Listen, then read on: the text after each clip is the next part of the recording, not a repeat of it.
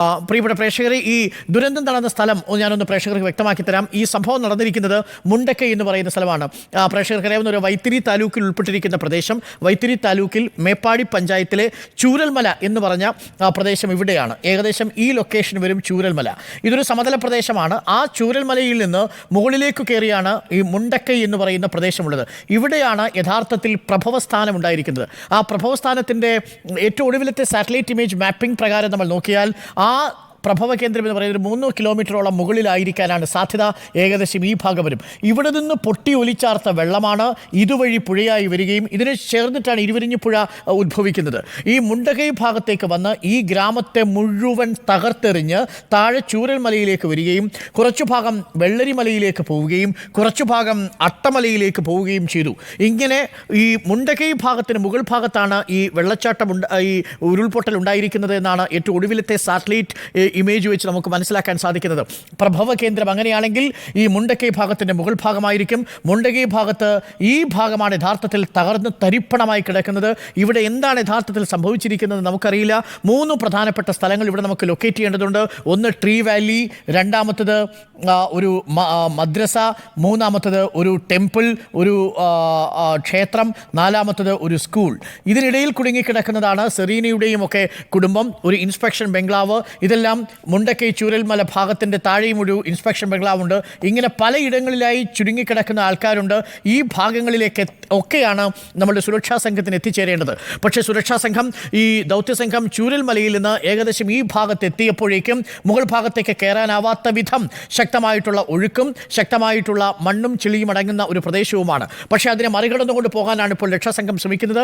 മുണ്ടക്കൈയിൽ നേരത്തെ ചെളിയിലകപ്പെട്ടിരുന്ന reporter TV പുറത്തുവിട്ട ആ ദൃശ്യങ്ങളിൽപ്പെട്ടയാളെ രക്ഷിച്ചെടുത്തു എന്നതാണ് ഏറെ പ്രധാനപ്പെട്ട കാര്യം. ആദ്യം നമ്മൾ ലൊക്കേറ്റ് ചെയ്ത സ്ഥലത്ത് രക്ഷാസംഘത്തിന് എത്താൻ സാധിച്ചു. എന്നാൽ അതിനുശേഷം രക്ഷാസംഘത്തിന് ഇപ്പോൾ മുന്നോട്ട് പോകുന്ന അതീവ ദുഷ്കരമായ വെല്ലുവിളികൾ നേരിടേണ്ടി വരുന്നൊരു സാഹചര്യമുണ്ട്. ഇനി ഇത് എവിടെയാണ് ഈ ട്രീ വാലി, എവിടെയാണ് ഈ മദ്രസ എന്നുള്ളത് ഞാൻ പ്രേക്ഷകരോട് വിശദീകരിക്കാം.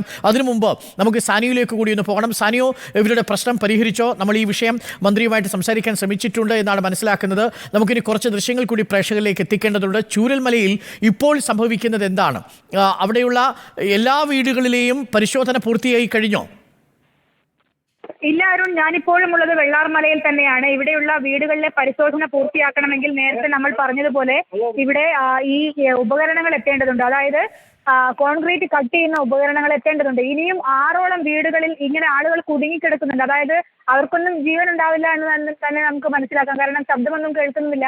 പക്ഷേ ആ വീടുകളിലൊക്കെ ആളുകൾ ഉണ്ട് എന്നാണ് നാട്ടുകാരും അതുപോലെ രക്ഷാപ്രവർത്തകരും പറയുന്ന സാഹചര്യം ഉണ്ടാകുന്നത്. ഏതായാലും ഈ ഒരു സാഹചര്യത്തിലെങ്കിലും എത്രയും പെട്ടെന്ന് കോൺക്രീറ്റ് കട്ട് ചെയ്യാനുള്ള ഉപകരണങ്ങൾ എത്തിക്കണം. ഇനി മണിക്കൂറുകൾ മാത്രമാണ് രാത്രിയാകാൻ അവശേഷിക്കുന്നുള്ളൂ. അതുകൊണ്ട് തന്നെ എത്രയും പെട്ടെന്ന് ഇവരെ ആ കെട്ടിടങ്ങൾക്കുള്ളിൽ നിന്ന് പുറത്തെത്തിച്ചില്ലെങ്കിൽ അത് വീണ്ടും ഒരു വലിയ പ്രയാസം ഉണ്ടാക്കുന്ന കാര്യങ്ങളാണെന്നൊക്കെയാണ് രക്ഷാപ്രവർത്തകർ പറയുന്നത്. എല്ലാ വീടുകളും, അതായത് 6ഓളം വീടുകൾ നമുക്ക് തന്നെ ഇപ്പോൾ കാണാൻ കഴിയുന്നുണ്ട്. ദൃശ്യങ്ങൾ കാണുന്നുണ്ടെന്നാണ് ഞാൻ വിചാരിക്കുന്നത്. 6ഓളം വീടുകൾ നമ്മൾ തന്നെ കാണിച്ചിട്ടുണ്ട്. ആ വീടുകളിലൊക്കെ ആളുകൾ കുടുങ്ങിക്കിടക്കുകയാണ്. അവരുടെ ചില ഫോട്ടോകളും മറ്റും നമുക്ക് ലഭ്യമായിട്ടുണ്ട്. പക്ഷേ മൊബൈലിൽ റേഞ്ച് ഇല്ലാത്തത് കൊണ്ടാണ് അതൊന്നും അയക്കാൻ കഴിയാത്തൊരു സാഹചര്യം ഉണ്ടാകുന്നത്. നിരവധി ഫോട്ടോകൾ, പലയിടങ്ങളിൽ നിന്നായുള്ള ഫോട്ടോകൾ, റേഷൻ കാർഡുകൾ, ഇതിന്റെയൊക്കെ കോപ്പികളൊക്കെ കിട്ടിയിട്ടുണ്ട്. അതുകൊണ്ട് തന്നെ ആളുകളെ തിരിച്ചറിയാനുള്ളൊരു സഹായമാകുമെന്നാണ് നമ്മൾ കരുതുന്നത്. ഏതായാലും ചില വിവാഹ ഫോട്ടോകൾ അതൊക്കെ കിട്ടിയിട്ടുണ്ട്.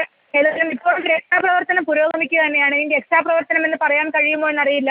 മണിക്കൂറുകളായി ഈ വീടിനുള്ളിൽ മണ്ണിനടിയിലും അതുപോലെ പാറകൾക്കടിയിലും ഒക്കെ കുടുങ്ങിക്കിടക്കുന്ന ആളുകളാണ്. അവരെ രക്ഷിച്ചെടുക്കാൻ കഴിയുമോ എന്ന് യാതൊരു ഉറപ്പുമില്ല. പക്ഷേ അവരെ നമുക്ക് പുറത്തെത്തിക്കേണ്ടതുണ്ട്. അതുകൊണ്ട് തന്നെ 6ഓളം വീടുകളിൽ ഇപ്പോഴും നൂറുകണക്കിനായ രക്ഷാപ്രവർത്തനം തുടർന്നുകൊണ്ടിരിക്കുകയാണ്.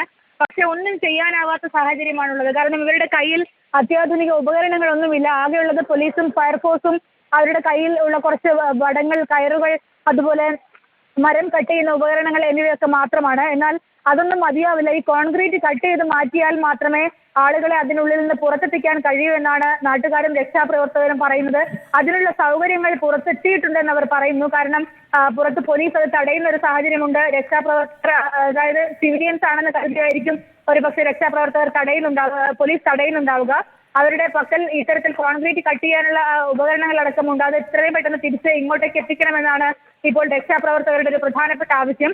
ഈ ചാലിയാർ, ഈ പുഴ, വെള്ളാർമലയിലെ ഈ പുഴയിലൊന്നും ഒഴുക്ക് അല്പം പോലും കുറഞ്ഞിട്ടില്ല. മഴ ഇപ്പോൾ വീണ്ടും ശക്തി പ്രാപിക്കുന്ന ഒരു സാഹചര്യമാണുള്ളത്.